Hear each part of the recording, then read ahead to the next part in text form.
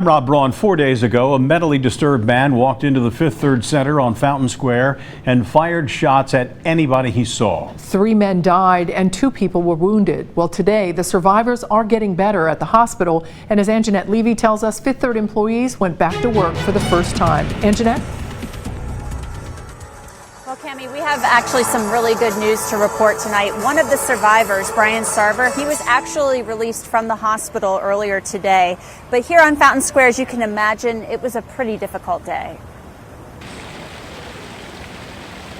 It was a cold, damp day on Fountain Square, but people stopped by to look at the dozens of bouquets at the foot of the Genius of Water.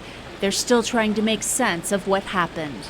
You hear about this sort of thing hitting other cities, and now it's happened in Cincinnati. Richard Leonardi works 1 block away, but last Thursday he was working from home. Today he could feel a difference on the square. I noticed the people that are here are stepping a little more, hesitantly. It's pretty quiet. Very quiet. There were signs of grief. I'm so sorry for the people that died. Signs of anger. One message said, enough. And others of hope. A Bible verse talking about good overcoming evil. Brianna Keene has hope. Honestly, I love seeing our community come together because there's so much hate in the world right now. We need so much love, and this is a sign of that, and it makes me so happy. Welcome home, oh Cincinnati. To show support for Fifth Third employees, Cincinnati Bell's choir, the Cincy Belltones, stopped by at lunch to sing. I think as a human, as a neighbor, we felt compelled to do something. As family and friends mourn the loss of Rick Newcomer, Luis Calderon, and Prudvi Rajkandepi, the 2 people who were wounded continue to improve. Whitney Austin's husband, Waller, posted on Facebook thanking the police officers who stopped the gunman and the one who saved his wife's life.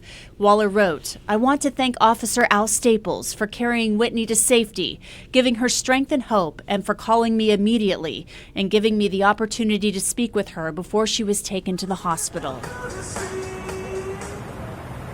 Now, Waller Austin wrote a pretty long statement on Facebook. He also said that he was grateful for all of the people who said they stopped whatever they were doing when they found out the news about Whitney and the others being shot, to pray, not only for her, but the other people who were shot and killed. Now, today we also tried to talk with some Fifth Third employees on their lunch hour, but we were told by them that they were told by the company that they were not to speak with us. A spokesperson tells me that that's always been the company's policy.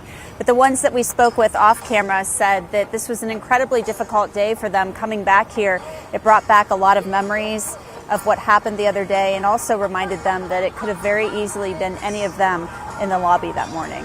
Reporting live on Fountain Square, Anjanette Levy, Local 12 News. Cammie, back to you. Anjanette, I'm looking behind you at all those flowers around the fountain. There are quite a few, aren't there?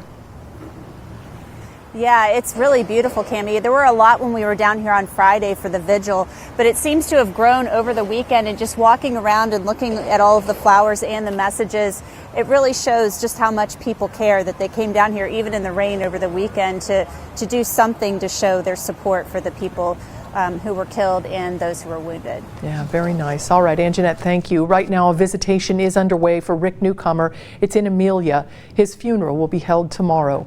Also tomorrow, Hamilton County's coroner will hold a news conference to discuss her office's part of this investigation.